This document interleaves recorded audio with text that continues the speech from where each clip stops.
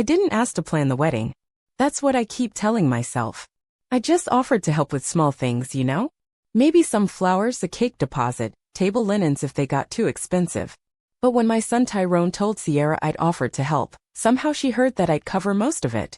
And God help me, I did it quietly like I always do. It started with the venue. Sierra fell completely in love with this place called Langston Hill.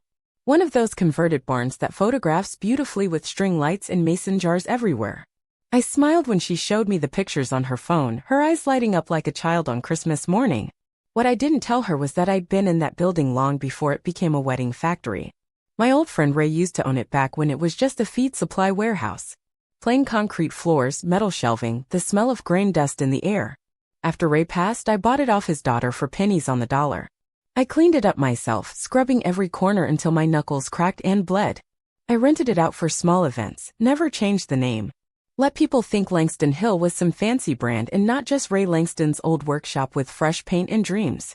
So when Sierra said it was her absolute dream venue, I didn't say a word. I just made a phone call, booked it, paid in full up front. Never told her I owned the place. No need to stir up drama, I told myself. Let them have their perfect day. The invoices started coming after that. Catering deposit, floral down payment, DJ booking fee through my niece's son. Every single time Sierra sent an invoice to Tyrone, he forwarded it straight to me. And every single time, I paid it without a word of complaint. If you've ever felt this kind of pain, like you're giving everything and getting nothing back, like the video. Because what I'm about to tell you gets so much worse. I didn't do it for gratitude. God knows I gave up on that years ago. I did it because I wanted to see my son happy. I raised that boy by myself after his father walked out when Tyrone was barely 3 years old. I scrubbed cafeteria trays at the local high school until my knuckles cracked and my back screamed, just so he could wear clean uniforms and graduate without debt hanging over his head. If paying for his wedding gave him one day where he didn't have to worry about money, where he could just be happy and free, I figured it was worth every sacrifice I'd made. But Sierra didn't like me. She never said it outright because she was too polite for that, but I could see it in every interaction we had. The way she flinched when I spoke too loud at Sunday dinner. The way she corrected me when I said reception instead of celebration dinner. The way she once looked me dead in the eye and said they wanted a modern vibe, not a soul food supper. I didn't argue. I just stopped offering menu ideas. I swallowed my pride and let her run the show. 2 weeks before the wedding, she texted me. Short and sweet. The palette is neutral, she wrote. I knew what that meant. No red, no sequins, nothing too loud, nothing too Dorothy. So I bought a beige dress that made me look like a table napkin, but I wore it for Tyrone. The day of the wedding arrived with that sticky summer heat that makes everything feel heavier. When I pulled up to Langston Hill, the place I owned, I smiled at the valet. He didn't recognize me, of course.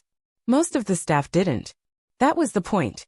I handed him my keys, took a deep breath, and walked toward those familiar doors. Inside, everything looked absolutely beautiful. I'll give Sierra credit for that. The lights were warm and romantic, the flowers understated and elegant, the music just loud enough to cover nervous small talk. I nodded at a few distant relatives, smiled at strangers wearing their Sunday best, and headed toward the seating chart near the entrance. I scanned the list once, then twice, then a third time, my heart starting to pound. No Dorothy Holloway. I thought maybe they used mother of the groom instead, but no. I checked every single name tag on every single table. Cousins I barely knew. Sierra's college friends. Extended family from 3 states away. But not me. I turned to a young server carrying a tray of champagne flutes. Excuse me, baby, I said as gently as I could manage. I can't seem to find my seat anywhere. He looked startled, almost guilty. Oh. They told me you'd be in the side room out back. My stomach dropped like a stone. The what? The garage, he said, shifting uncomfortably. It's been decorated, I think. They said it was to keep things orderly. Pause for a second. What would you have done in that moment? Write it in the comments because I need to know I'm not crazy. He led me there, past the reception hall where laughter echoed off the walls, through a narrow corridor that smelled like cleaning supplies, and into what used to be Ray's old storage unit. There were folding chairs, the kind you get from Costco. A small folding table with one plastic pitcher of water. A stack of generic cookies still in their packaging. A floral arrangement of wilted hydrangeas sat crooked in a chipped vase. I stood there staring at my assigned space. The garage smelled like cleaning fluid and hot dust. One of the fluorescent bulbs flickered overhead, casting shadows that danced like ghosts. I sat down slowly, my beige dress spreading around me like surrender. No one else was in the room. From the other side of the wall, I could hear the muffled voice of the DJ announcing the wedding party. The crowd cheered. Music swelled. Life happened without me. I pulled a tissue from my clutch and dabbed the corner of my eye, careful not to smudge my makeup. I didn't cry because I was surprised. I cried because I wasn't. I had known from the moment Sierra insisted on handling the guest list herself. From the moment she said, "We only have so many seats, but don't worry, you'll be close." I'd known. I just didn't want to believe my own son would let it happen. The music grew louder. Applause echoed through the thin walls. Then laughter, bright and careless. I looked around that garage, my garage, and exhaled slowly. They thought I was small. They forgot whose name was on the deed. I reached into my purse and pulled out the little brass key that had been on my keyring for 20 years. It gleamed under that dim, flickering light. I tucked it in my palm, smoothed my skirt, and sat back in that folding chair. I wasn't going to ruin their moment. Not yet. But when they tried to dance through the night, they were about to learn exactly who they had disrespected. I stayed seated in that garage for the better part of an hour. At some point, someone brought me a bottle of water and an unopened pack of crackers. They didn't speak, just set it down and walked away like I was a stray cat they were feeding on the back porch. I looked at those crackers and laughed to myself. Quiet and bitter. That was their idea of hospitality. A woman funds half the wedding and they feed her like she's invisible. The music pulsed through the wall. I knew the order of things by heart from decades of working catering jobs to make ends meet. First the introductions, then the toasts, then the family portraits. I'd memorized that sequence, lived it, breathed it. I sat still, listening, waiting. It wasn't long before I heard them call out names for the formal wedding photos. "And now let's get the family of the groom up here," the DJ announced cheerfully. I didn't move. The door creaked open behind me. Maya stepped in, looking nervous and heartbroken. My granddaughter, Tyrone's child from before Sierra, back when he had sense. She was in her early 20s now, studying business at Clark. Smart girl, too observant for her own good. "Grandma," she said gently, "they're taking pictures. Did you know they didn't call you?" I just looked at her and she winced like my silence was an answer. "Sierra said it was a timing thing, that you get a solo shot later," Maya continued. "But I know that's not true." I reached out and patted her hand. "Don't worry about me, baby. Let them have their pictures." Maya sat down beside me and looked around the garage with disgust written all over her young face. "This is where they sat you. Mom would have flipped a table if anyone tried this with Nana." I nodded slowly. "That's because your mother knew who she was dealing with. Sierra thinks she married up, but the table she's sitting at? I built it." Maya's eyes flicked to the key in my hand. "What's that?" I held it up between two fingers, letting it catch what little light we had. "The original." She smiled a little, understanding dawning. "You own this place, don't you?" I didn't answer directly. I just said, "No one who wipes floors as carefully as I do forgets where the foundation lies." Maya chuckled, but her eyes were sad. "You know what hurts, Maya? It's not just that they disrespected me. It's that Tyrone let them. My own son. I didn't need a pedestal. I didn't even need a front row seat. But I damn sure didn't expect to be hidden behind a mop sink like some shameful secret." Maya's mouth tightened with the kind of anger only family can feel for you. "You going to do something?" I looked her square in the eye. "Not yet." She nodded, understanding exactly what that meant. "Okay." And then she left me alone with my thoughts and my key. Smart girl. Time crawled by like it was wounded. I knew the DJ's playlist down to the transitions. Around 7 o'clock, I heard the volume dip and someone clinked a glass for attention. "Ladies and gentlemen, the toasts are about to begin." Right on schedule. I stood slowly, smoothed my beige dress, and walked toward the main hall. I didn't go in. I stood near the side entrance just outside the French doors, looking through the glass like I was watching a movie of my own life. There they were. Tyrone and Sierra, seated at the long sweetheart table with gold accents and overhead greenery that probably cost more than some people's cars. Sierra looked like royalty in her flowing white dress. Her mother was leaning in close, laughing too loudly at something that probably wasn't that funny. Tyrone was smiling, nodding, sipping wine from a crystal glass. They didn't look around for me. Not once.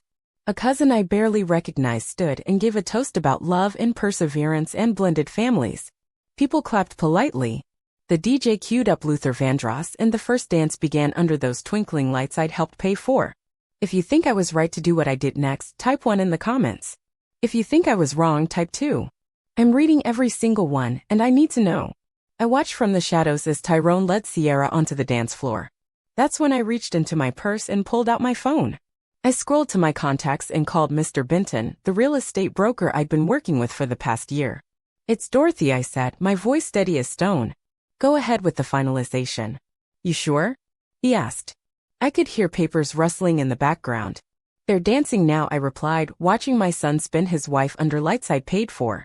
Mr. Benton didn't ask for clarification. We had everything set up already. Paperwork signed, payment scheduled, buyer ready and waiting.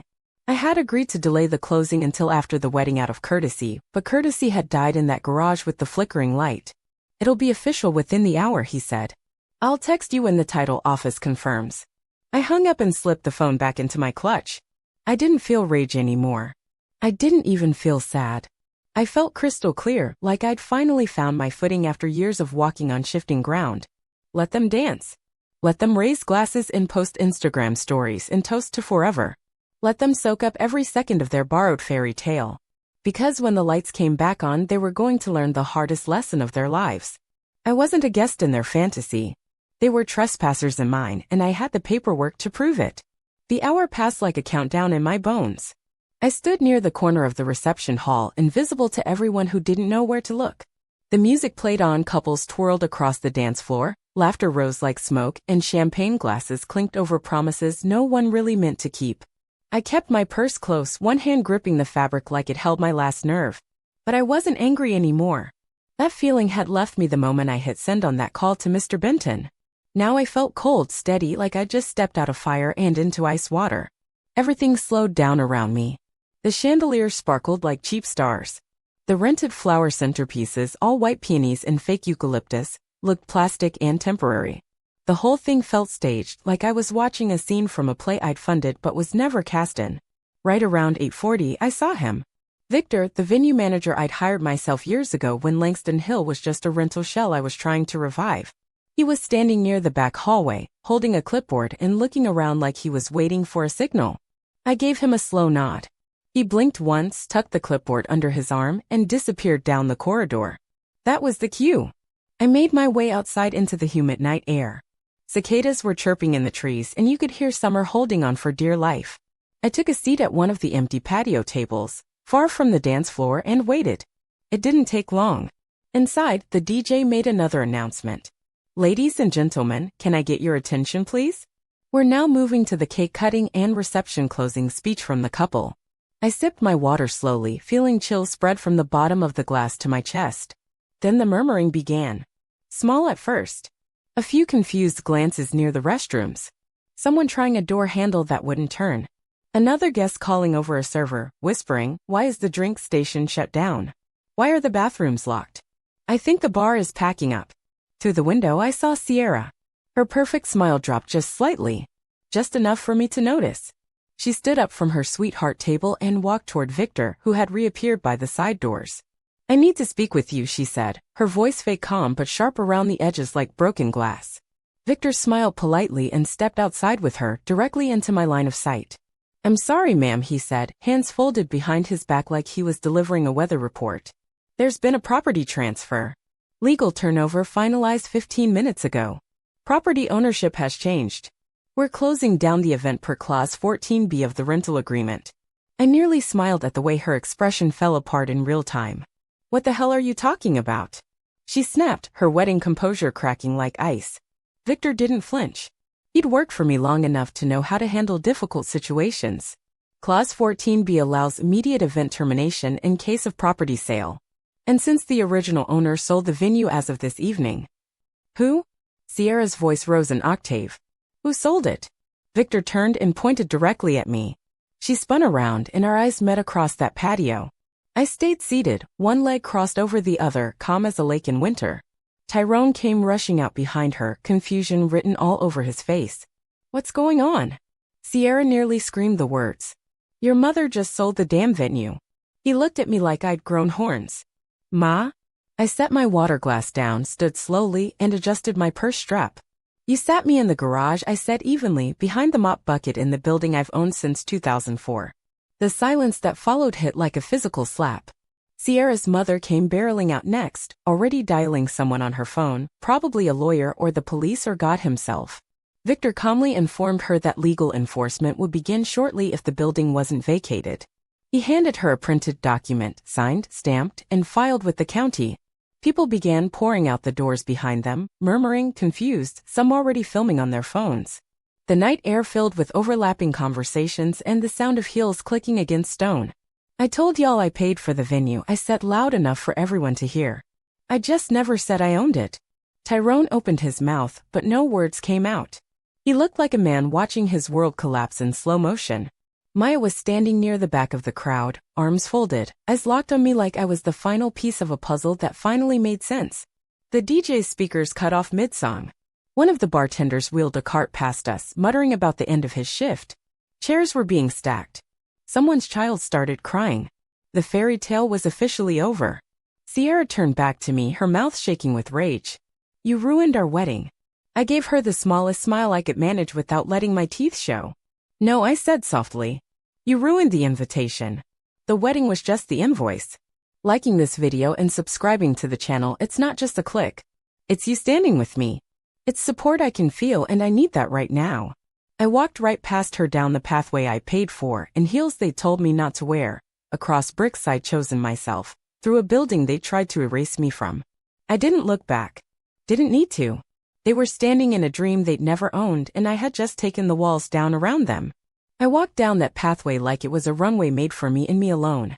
Behind me, voices rose in panic. Sierra yelling, Tyrone stammering, chairs scraping, someone pounding on a locked bathroom door like it owed them an explanation. I didn't turn around. The humid night pressed against my skin, but I felt lighter than I had in years. Like I'd just unloaded the weight of being invisible, dismissed, and merely tolerated. All those years of biting my tongue at dinner tables I bought. All those Sunday school lessons about humility while people wrote me out of my own legacy. Gone. Just like their access to that reception hall. As I reached the end of the gravel path, Victor caught up to me.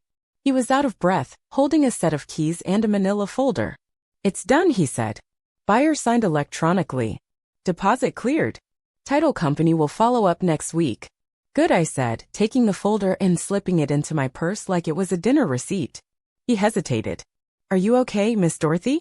I looked at him. A man who'd worked for me for 10 years, who'd watched me clean windows and cut costs when business was thin, who'd never once treated me like anything less than the owner, even when guests assumed otherwise. "I'm more than okay," I told him. "I'm free." I watched him walk back toward the building, shoulders squared with purpose.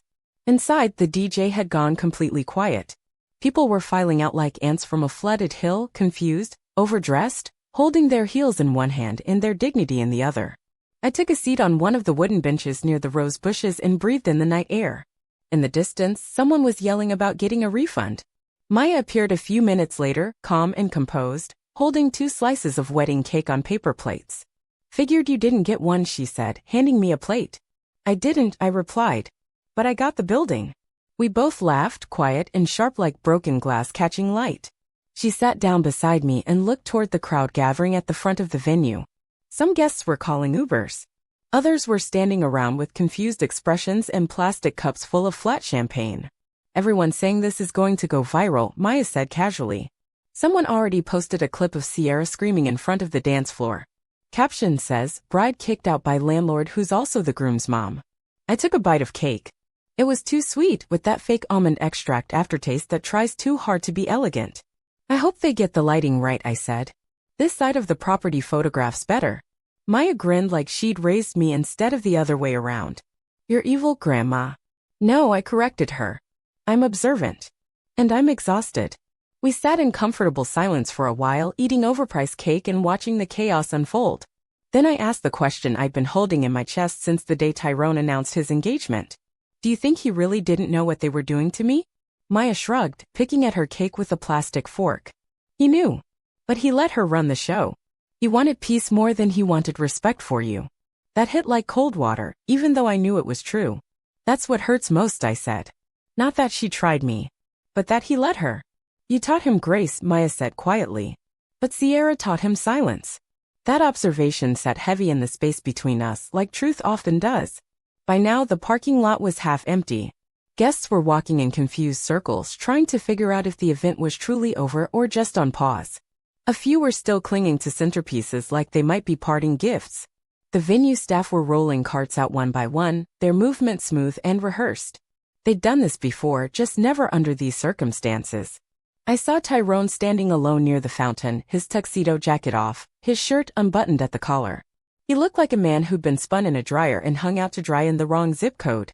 He saw me sitting there but didn't come over. Just stood there watching me from a distance. I didn't wave. You don't wave to someone who watched you get pushed into a garage and said nothing about it. A few minutes later, Sierra marched out with her heels in her hand and her makeup streaked down her cheeks. She shouted something at a staff member, then kicked one of the flower arrangements off its pedestal. The bouquet scattered across the sidewalk like it knew it had served the wrong queen. Victor appeared again, cool as ever despite the chaos. I asked security to clear the property within 15 minutes, he informed me. New owner doesn't want footage showing late-night trespassing on their investment. I nodded approvingly. That's fair business practice. Maya checked her phone and whistled low. The clip just hit 500,000 views. One of the top comments says, "That's not a mother-in-law. That's a final boss." I laughed harder than I'd expected to. The sound echoed off the empty courtyard, raw and cathartic. "You know what?" I said, finishing the last bite of cake. "I thought I'd feel guilt or maybe regret by now." "Do you?" Maya asked. "No. I feel like I just repossessed my own damn name." Maya stood and reached out her hand. "Come on, Grandma. Let's go home. This wedding's over." I took her hand, stood tall in my beige dress, and walked down that gravel path one last time. Not as a guest, not as the groom's mother, not as someone who'd been asked to blend into the background. I walked as the woman who'd built the foundation they danced on, and I'd made sure they'd never forget whose name was carved into every brick beneath their feet. If you've ever been through something like this, where family made you feel invisible, tell me in the comments. Your voice matters here, and I read every single story you share. The next morning arrived quiet and still. No frantic phone calls, no tearful apologies, no messages from my son. Just the soft hum of my ceiling fan and the faint scent of lavender from the linen spray I use every night before bed.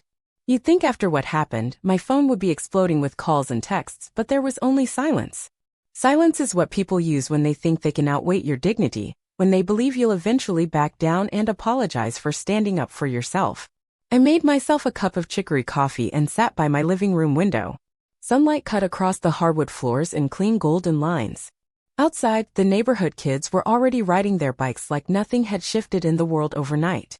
But something had shifted. Something in me. I'd been buried under politeness for so long that I'd forgotten what it felt like to stand upright without apologizing for taking up space. For years, I thought being quiet was the same thing as being wise. But quiet never stopped people from writing you out of your own story. It just made it easier for them to pretend you weren't there to begin with. I sipped my coffee and opened my tablet. The first thing I saw was a screenshot of Sierra mid-scream, her mouth wide open, her arms flailing like a puppet caught in its own strings. The caption read, "Bride evicted by groom's mom during reception, and it was completely legal." 3 million views and climbing. I scrolled through the comments. Most were from strangers laughing or gasping in shock. A few were trying to guess the location of the venue. Some were calling me savage. Others used phrases like queen behavior and iconic energy. But the ones that hit hardest were from women my age, women who understood exactly what I'd been through. One read, "They think we won't do it, but they forget we already survived worse than this." Another said, "She did what every grandmother has wanted to do but never had the deed to pull off." I didn't reply to any of them. I just bookmarked the page and closed the app. Some moments are too big for social media responses. Around noon, there was a soft knock at my front door. It was Tyrone. He looked absolutely exhausted, his wedding suit wrinkled, his tie gone, his eyes bloodshot from either crying or not sleeping. My boy. My grown man boy, still handsome in the face, still soft around the edges when he was nervous or scared. He didn't bring Sierra with him. "Can I come in, Ma?" he asked quietly. I stepped aside and pointed toward the living room couch. He sat down like his legs didn't trust the floor beneath him. For several minutes, neither of us spoke. He looked at the framed photo of himself on my bookshelf. 8 years old, missing his front tooth, smiling like he'd just won the lottery of life. "I didn't know they put you in the garage," he said finally. I raised an eyebrow but said nothing. "I didn't," he insisted, his voice stronger. I thought you were at table 4 with Aunt Vivian and Uncle Charles. That's what the seating chart said when I looked at it weeks ago. I remained silent, letting him fill the space with truth. I didn't check when I got to the venue, he admitted, his voice dropping. I should have, but Sierra was handling all the logistics and I trusted that everything was taken care of properly. You saw me after the ceremony, I said calmly. Did you come check on me then? His face crumbled slightly. No. You saw me when they called for photos. Did you ask where I was when I didn't appear? He swallowed hard. No, Ma. And during the toasts, when every other elder in both families stood up and was recognized, did you notice I wasn't there? He looked down at his hands. No. I leaned forward in my chair. That's what hurts, Tyrone. Not Sierra's actions. Not the chair in the garage. Not even being forgotten during the photos. You didn't look for me. You didn't defend me. You didn't even notice I was missing from my own son's wedding. He started to cry then. Not dramatic sobbing, just quiet tears sliding down his cheeks like something inside him had finally cracked beyond repair. I was trying to keep the peace between you and Sierra, he said through the tears. I thought if I just stayed neutral, if I just let her handle the details, everything would work out for everyone.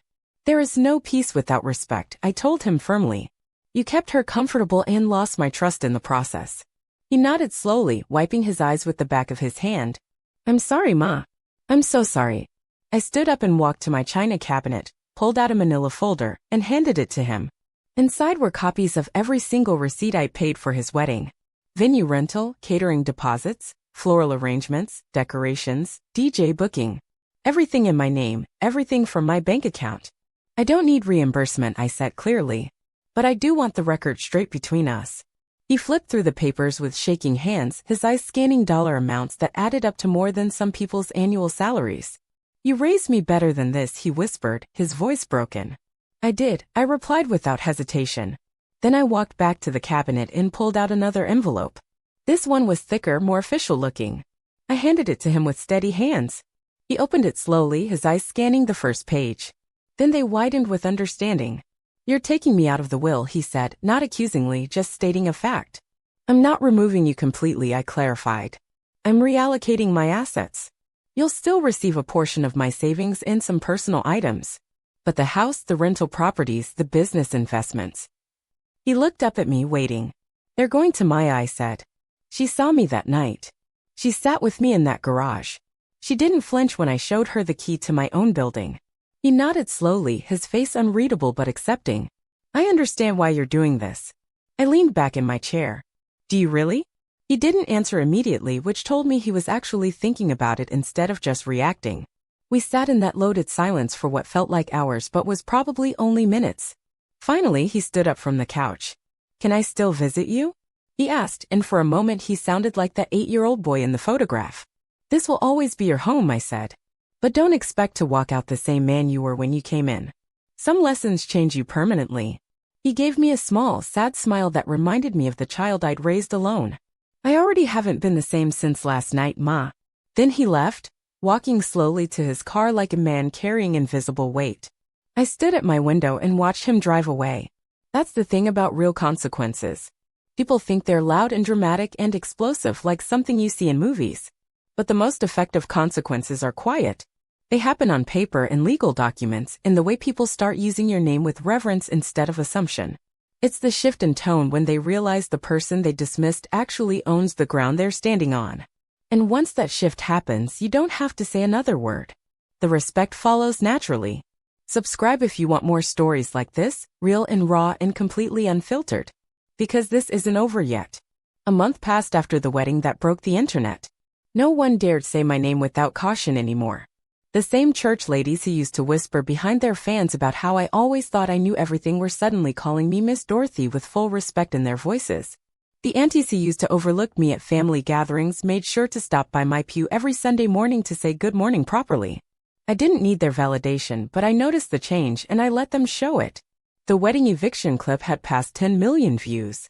10 million people had watched Sierra scream while I sat calmly with a key in my hand. Someone had added dramatic music to it and turned it into a meme. Another user edited it into a mock movie trailer titled The Matriarch's Last Stand. It was all over Black Twitter, shared in group chats, discussed on radio shows. They didn't always say my name, but they called me that grandma, the one who handled business without raising her voice, the one who had receipts and deeds to back up every word. That was fine by me. Sometimes being legendary is better than being famous. The venue sale had gone through without any complications. The new owner was a lovely woman from Savannah who wanted to convert Langston Hill into a wellness retreat center. She called me twice just to thank me for how well I'd maintained the property over the years. I wished her all the success in the world and meant every word. As for Tyrone and Sierra, well, let's just say not all fairy tales survive past the honeymoon stage. I didn't hear much from them after that visit to my house. I didn't ask Maya for updates, and she was wise enough not to volunteer information unless I requested it. Tyrone sent me a birthday card 2 weeks later. No gift, no phone call, just his name scribbled beneath a pre-printed message that said with love. I kept it, not because it meant anything special, but because I wanted the reminder. Some things you forgive over time. Others you simply remember forever. But Maya, my granddaughter Maya, came over every Sunday after church without fail. She'd bring groceries, help me organize old photo albums, even climbed up on my roof to clean out the gutters when I mentioned they needed attention. She'd sit with me on the front porch while I drank sweet tea, and she'd remind me that my story wasn't over just because the drama had settled down. One Sunday afternoon, she pulled out her laptop and said with excitement in her voice, "Grandma, I've been working on something special and I want to show you." I raised an eyebrow, curious. She turned the screen toward me. It was a website design, complete with logo, mission statement, and everything. The Dorothy Holloway Foundation for Displaced Matriarchs. Too many women get erased from their own families, Maya explained, her eyes bright with purpose. We can't fix every situation, but we can make sure their stories aren't lost or forgotten. I blinked hard and swallowed past the sudden tightness in my throat. You really think people would support something like that? I asked. Grandma, she said, leaning forward with conviction, you broke the internet for doing what half the world only dreams of doing. And you didn't just throw a tantrum or make a scene. You used legal documents and property deeds. You turned silence into structure and visibility into power. I shook my head, laughing through tears I hadn't expected. She opened her notebook and showed me pages of detailed plans. We can start small, she said. Maybe a monthly support circle for women who've been sidelined by their own families. Later, we can build it into legal clinics, inheritance workshops, housing assistance programs. I leaned back in my porch chair, looked up at the ceiling like I was asking God for permission or maybe just confirmation, and then I nodded slowly. All right, I said. Let's do it. We filed the paperwork 2 weeks later. I donated a portion of what Sierra's parents had finally sent me as reimbursement. Yes, you heard that right. After the venue story went viral and their family started losing business contacts, they quietly sent me a check to cover some of the wedding expenses. It didn't cover everything I paid, but it was enough to fund our website domain, print some informational flyers, and secure the first month's rent for a small meeting space over on Edgewood Avenue. Our first meeting had 5 women. The next had 15. By the third month, we had over 60 women coming regularly, and the waiting list was growing longer every week. Each woman came with her own story, her own version of being made invisible. Some spoke quietly, others came in tearful, some arrived angry enough to shake the walls with their frustration. One woman told us her son's wife had instructed her not to wear perfume anymore because it supposedly triggered migraines. Another shared how she wasn't invited to her grandbaby's birth because she wasn't technologically savvy enough to be included in the family group chat. I didn't give advice during those meetings. I just listened. Really listened. And when each woman finished sharing her story, I handed her a folder containing information about her rights as an elder, as a property owner, as a mother, as a human being who deserved basic respect. I told them what I'd learned the hard way. That silence is not the same as respect. That humility should never require invisibility. That you could be kind and gracious while still owning the ground beneath someone's feet. And when they looked at me across that circle, they didn't see someone who was too loud or too old or too set in her ways. They saw a woman who had been pushed into a garage and came out holding the deed to the entire building. Now every time I walk into any room, I don't worry about whether there's a seat reserved for me at the table. I know I built that table myself, with blueprints they never bothered to look at, using tools they said I didn't know how to hold. Let them say what they want about me. Let them dance wherever they please. Because when the music stops and the bills come due and the lights flicker on, they'll remember one simple truth. It was never their house. It was always mine. The foundation grew beyond anything I could have imagined. We started getting calls from women in other states, other cities asking if we could help them start similar programs in their communities. Maya handled most of the coordination, but I made sure to speak at every new chapter opening. I'd stand at the podium, wearing whatever I wanted to wear, and I'd tell them the same thing every time: your story matters. Your voice matters. And the people who try to make you small are usually standing on ground that belongs to you. 6 months after the wedding, Tyrone showed up at my door again. This time he looked different. Cleaner somehow, like he'd finally gotten some real sleep. "Ma," he said, standing on my front porch with his hands in his pockets. "I came to ask you something." I opened the door wider and let him in. "Sierra and I are getting divorced," he said without any preamble. "Has been coming for a while now. Turns out when you build a marriage on disrespecting other people, it doesn't have much of a foundation." I poured him a glass of sweet tea and waited for him to continue. "I want to ask if I can help with the foundation," he said. "Not for forgiveness or to get back in the will or any of that. Just because it's the right thing to do, and I should have been doing right things all along." I studied his face, looking for signs of manipulation or self-interest. I'd learned to read people more carefully over the years. "What could you contribute?" I asked. He reached into his jacket pocket and pulled out a check. It was made out to the Dorothy Holloway Foundation, and the amount was significant. "It's half of everything Sierra and I had in our joint accounts," he said. "I figured it was money that came from disrespecting you, so it should go towards supporting other women who've been treated the same way." I looked at the check, then back at his face. "This doesn't change what happened," I told him clearly. "I know," he said. "I'm not trying to buy my way back into your good graces. I'm trying to do something useful with the lesson you taught me." I folded the check and put it in my pocket. "We'll see," I said. He nodded and stood to leave. Before he reached the door, he turned back around. "For what it's worth, Ma," he said, "I'm proud of what you built. The foundation, the way you handled everything. I'm proud to be your son, even if I haven't acted like it." Then he left, and I stood at my window watching him drive away for the second time. But this time felt different. Like maybe, just maybe, he was finally learning how to carry himself like a man who remembered where he came from. The foundation continued to grow. We started offering legal workshops teaching women about property rights and inheritance law. We connected them with lawyers who specialized in elder advocacy. We created a network of support that stretched across 3 states and counting. Maya graduated from college and came to work for the foundation full-time. She was brilliant at organizing events and managing the website, but more than that, she understood the heart of what we were doing. One evening, as we were closing up the office after a particularly busy day, she looked at me and said, "Grandma, do you ever regret it? What you did at the wedding?" I thought about it for a moment, really considered the question. "No," I said finally. "I regret that it took me so long to do it." She smiled and shook her head. "You know what I think? I think you were just waiting for the right moment, the right lesson to teach. And when that moment came, you were ready." Maybe she was right.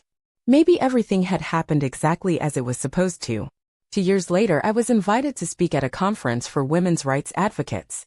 The auditorium was packed with hundreds of women, all different ages, all different backgrounds, but all united by the understanding that respect isn't given freely. It's earned, demanded, and sometimes reclaimed. I stood at that podium in a red dress with sequins, the exact opposite of what Sierra had demanded I wear to her wedding. I looked out at all those faces and began with the same words I always used.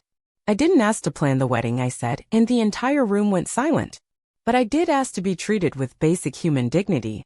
And when that didn't happen, I reminded everyone involved exactly whose name was on the deed. The applause that followed was thunderous, lasting several minutes. But more than the applause, I saw the recognition in their eyes. The understanding that sometimes the most powerful thing you can do is simply refuse to disappear. After my speech, a young woman approached me. She couldn't have been more than 25, but she had the tired eyes of someone who'd been fighting battles for much longer. "Miss Dorothy," she said, "I just wanted to thank you. My grandmother was treated similarly by our family, but she never had the resources or the courage to stand up for herself. Watching your story gave me the strength to set boundaries with my own family." I took her hands in mine and looked her straight in the eyes. "Your grandmother was courageous," I told her. "She survived whatever she had to survive to make sure you could exist. That's the foundation. What you do with it now, that's the building." She started crying then, but they were good tears, cleansing tears. That's what the foundation was really about. Not revenge or getting even or proving points. It was about reminding women that they had always been powerful. They just needed permission to remember it. As I write this now, sitting in my living room with the afternoon sun streaming through the windows, I can hear Maya in the kitchen preparing Sunday dinner. She's humming something while she works, and the sound fills the house with warmth. Tyrone comes by every other weekend now. He's different, quieter in a thoughtful way rather than a defeated way. He asks about the foundation, contributes when he can, and most importantly, he listens when I talk instead of just waiting for his turn to speak.